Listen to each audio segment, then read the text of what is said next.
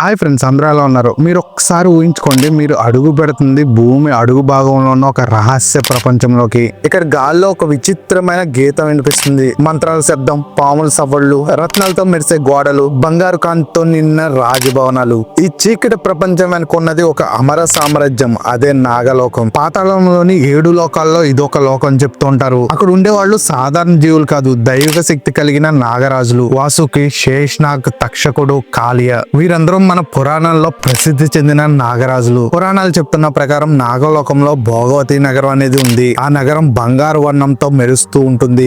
లోపల ఎన్నో వింతలు చోటు చేసుకుంటాయంట భోగవతి నగరంలో. కానీ నిజంగా నాగలోకం అనేది ఉందా లేదా అదంతా కల్పన? నిజంగా భూమి పొరల లోపల దివ్య ప్రపంచం ఉందా? వారణాసిలోని నాగకు, సాత్పుర అడవుల్లోని గుహలు, హిమాలయాల్లోని మానస సరోవరం, ఈ ప్రదేశాల్లో నిజంగా నాగలోకానికి దారులున్నాయా? ఈ రోజు ఈ వీడియోలో నాగలోకానికి ఉన్న రహస్య మార్గాల గురించి మాట్లాడుకుందాం. అమరత్వం, విషం, తపస్సు, దైవిక శక్తులు, ఈ 4 పదాలు కలిసి ఏర్పడిన ప్రపంచమే నాగలోకం. సో ఇంకెందుకు, ఈ నాగలోకం ఎక్కడుంది, ఎలా ఉంటుంది, అసలు నాగలోకం ఎలా ఏర్పడింది, నాగలోకానికి ద్వారాలు ఎక్కడ ఉన్నాయి అనేది ఇప్పుడు తెలుసుకుందాం. మా వీడియో చూస్తున్నారు కానీ లైక్ అయితే చేయట్లేదు. మీరు లైక్ చేయండి. మీరు లైక్ చేస్తేనే మా వీడియో అనేది మరికొంతమందికి షేర్ అవుతుంది. అలాగే సబ్స్క్రైబ్ కూడా చేసుకోండి.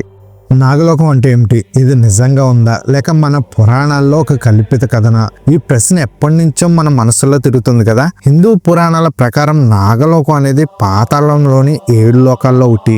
ఇది కేవలం పాములు నివసించే చోటు మాత్రమే కాదు, ఇది అమరత్వం, అసాధారణ శక్తులు మరియు రహస్యాల సమాహారం. ఈ లోకం ఎంత రహస్యమైందంటే దేవతలు కూడా అనుమతి లేకుండా ఇక్కడ ప్రవేశించలేరని చెప్తారు.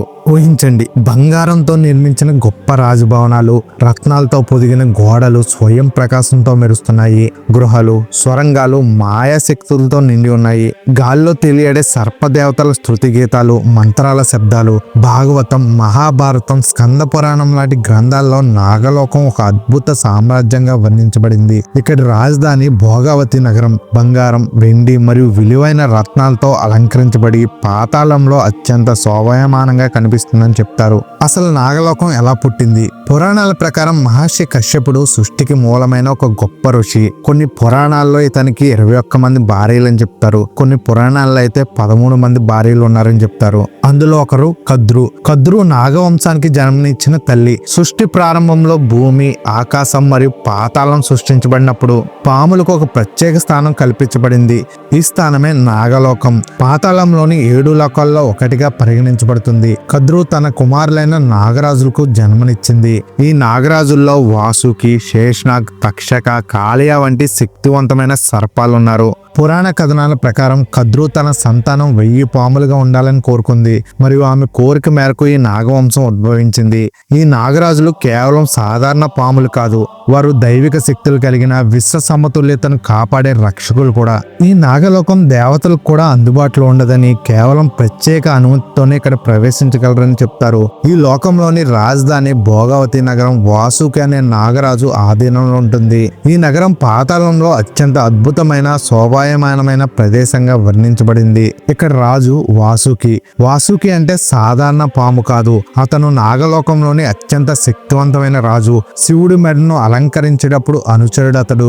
దైవిక శక్తులకు యజమాని కూడా. అతని రాజధాని భోగావతి నగరం పాతాళంలో ఒక అద్భుత కల్పనలా కనిపిస్తుంది. బంగారు గోడలు, రత్నాలతో మెరిసే మార్గాలు మరియు సర్పదేవతల శృతి గీతాలతో నిండిన ఈ నగరం నాగలోకంలో అత్యంత గొప్ప ప్రదేశం.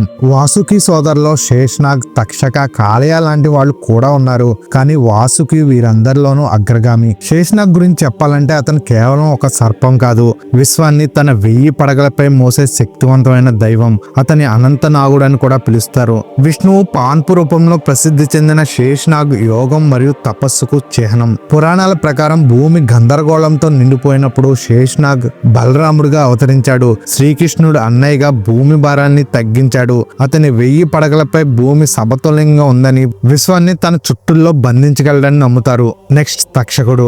మహాభారతంలో తక్షకుడు కథ మనకు భయంకరమైనది కానీ ఆసక్తికరమైన రహస్యాన్ని కూడా తెలియజేస్తుంది. తక్షకుడు అత్యంత విషపూరితమైన క్రూరమైన సర్పరాజు. అతని విషం ఒక్క క్షణంలో ఏ జీవినైనా కాల్చేయగలదు. అర్జునుడి మనవడు అభిమన్యుడు కుమారుడైన పరీక్షిత్ చక్రవర్తి కథలో తక్షకుడు కీలక పాత్ర పోషిస్తాడు.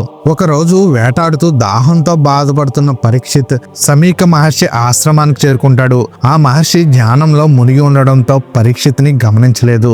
అహంకారంతో కోపంతో పరీక్షిత్ ఆ మహర్షి మెడలో చనిపోయిన పామును వేస్తాడు. ఈ విషయం తెలిసిన మహర్షి కుమారుడు శృంగి కోపంతో ఇలా శపిస్తాడు. 7వ రోజున తక్షకుడు నీ ప్రాణాలు తీస్తాడని. పరీక్షిత్ ఈ శాపాన్ని నివారించడానికి ఒక అభేద్యమైన రాజభవనాన్ని నిర్మించాడు, ఎక్కడ ఏ సర్పమో ప్రవేశించకుండా. కానీ తక్షకుడు అంత సులభంగా వదిలిపెట్టేవాడు కాదు. అతను తన చతురతను మోసాన్ని ఉపయోగించి ఒక చిన్న కీటకంగా రూపాంతరం చెంది రాజభవనంలోకి ప్రవేశిస్తాడు. రాజు దగ్గరికి చేరిన తక్షకుడు ఒక నిజమైన రూపంలో కనిపించి తన విషంతో పరీక్షిత్ని కాటేస్తాడు. ఆ విషయం ఎంత శక్తివంతమైందంటే పరీక్షిత్ క్షణాల్లోనే వేదంతో మరణిస్తాడు. ఈ కథ తక్షకుడి క్రూరత్వాన్ని, విషపూరిత శక్తిని చూపిస్తుంది. నెక్స్ట్ కాళీయ నాగుడు. ఇక కాళీయ నాగుడు కథ వింటే గూస్ బంప్స్ రాకుండా ఉండవు. యమునా నదిలో నివసించే ఈ విషపూరిత సర్పం తన విషంతో నదిని కలుషితం చేసి జీవులను చంపేస్తాడు. నది ఒడ్డున ఉన్న పచ్చదనం ఎండిపోతుంది. నీరు అమృతానికి బదులుగా విషంగా మారుతుంది. వజ్రభూమి నివాసులకు ఇది ఒక పెద్ద శాపంగా మారింది. ఈ సంక్షోభాన్ని చూసిన శ్రీకృష్ణుడు ఒక రోజు ఆడుతూ యమునా నదిలోకి దూకి కాళీయ నాగుడితో సమరం చేస్తాడు. కాళీయ శ్రీకృష్ణుడిని తన చుట్టలతో బంధించడానికి ప్రయత్నిస్తాడు. కానీ అతను చేసిన పొరపాటు శ్రీకృష్ణుడు ఒక దైవం తెలియక శ్రీకృష్ణుడు తన దైవిక శక్తితో విడిపించుకుని కాళీయ పడగలపై ఎక్కి అద్భుతమైన నృత్యం చేస్తాడు. ఆ నృత్యం అత్యంత శక్తివంతంగా ఉంటుంది. కాళీయ శక్తి అంతా బలహీనమవుతుంది. చివరకు కాళీయ భార్య శ్రీకృష్ణుడి పాదాలపై పడి తన భర్తను క్షమించమని వేడుకుంటుంది. శ్రీకృష్ణుడు ఆమెను ఆశీర్వదించి కాళీయను యమునా నది విడిచి రామేశ్వరం సముద్రంలోకి వెళ్ళమని ఆదేశిస్తాడు. ఇలా కాళీయ నాగుడు యమునను శాశ్వతంగా వదిలేస్తాడు.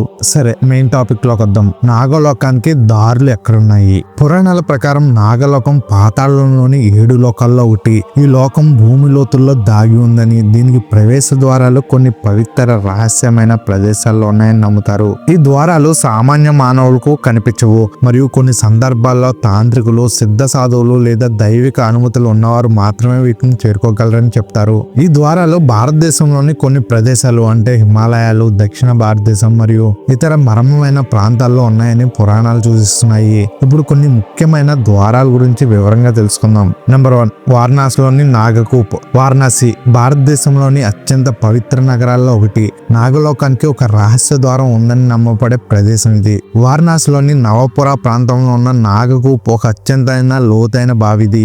దీన్ని కర్కోటక నాగతీర్థం అని కూడా పిలుస్తారు. స్థానిక నమ్మకాల ప్రకారం ఈ బావి నాగలోకానికి నేరుగా అనుసంధానమై ఉందని చెప్తారు. నాగకూపు యొక్క లోతును ఇప్పటి వరకు ఎవరూ కొలవలేకపోయారు. ఈ బావి లోతుల్లో నాగలోకానికి దారితీసే ఒక రహస్య సొరంగం ఉందని చెప్తారు. కాశీఖండం, స్కంద పురాణం వంటి గ్రంథాల్లో ఈ బావిని సర్పశక్తి కేంద్రంగా వర్ణిస్తారు. ప్రత్యేక తేదీల్లో, ముఖ్యంగా నాగపంచమి లాంటి సందర్భాల్లో తాంత్రికులు మరియు సాధువులు ఇక్కడ సర్పదేవతలను పూజిస్తారు. ఈ బావి నుంచి మర్మమైన శక్తి వెలువడుతుందని, అసాధారణ సంఘటనలు జరుగుతాయని స్థానికులు నమ్ముతారు. వారణాసిలోని స్థానికులు ఈ బావి చుట్టూరు జరిగే వింత సంఘటనల గురించి చెబుతూ ఉంటారు. కొందరు రాత్రి వేళలో సర్పదేవతల స్వరాలు వినిపించాయని మరియు మాయాశక్తులు ఇక్కడ ఉన్నాయని, కొన్ని అనుభవాలు కూడా ఉన్నాయని చెప్తూ ఉంటారు. ఈ బావి దగ్గర సర్పదేవతలను పూజించడం ద్వారా సిద్ధులు లభిస్తాయని కూడా నమ్మకం. నెంబర్ 2, సాత్పురా అడవుల్లోని గృహలు. మధ్యప్రదేశ్ లోని సాత్పురా అడవులు నాగలోకానికి మరో రహస్య ద్వారంగా పరిగణించబడతాయి. ఈ దట్టమైన అడవుల్లో దాగి ఉన్న గృహలు పురాణాల్లో పాతాళ లోకంతో సంబంధం కలిగి ఉన్నాయని చెప్తారు. సాత్పురా అడవుల్లో నివసించే గిరిజన వర్గాలు ఈ గృహల గురించి ఆసక్తికరమైన కథలు చెప్తుంటారు. ఈ గృహలు భూమి లోతుల్లో నాగలోకానికి దారి తీసే సొరంగాలు కలిగి ఉన్నాయని నమ్ముతారు. కొన్ని గృహల్లోకి ప్రవేశించిన వారు తిరిగి రాలేదని, వారు నాగలోక రక్షకులు శక్తులకు బలయ్యారని స్థానికులు చెప్పుకుంటూ ఉంటారు. ఈ గృహాల్లో నాగవంశీ సాధువులు లేదా నాగలోక రక్షకులు నివసిస్తారని కథలున్నాయి.